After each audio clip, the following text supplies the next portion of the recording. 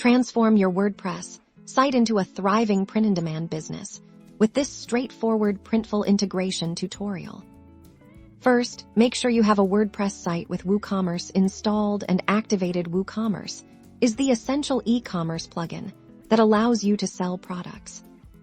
Now, let's add Printful. Navigate to Plugins in your WordPress dashboard sidebar and click Add New.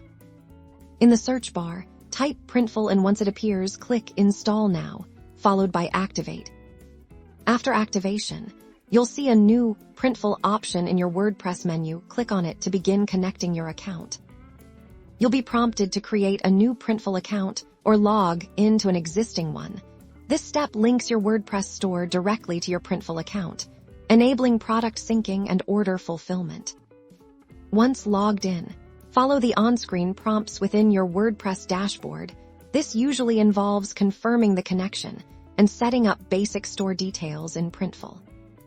With your accounts linked, you can now explore Printful's vast product catalog directly from your WordPress site. Choose a product, upload your design, and click Add to Store.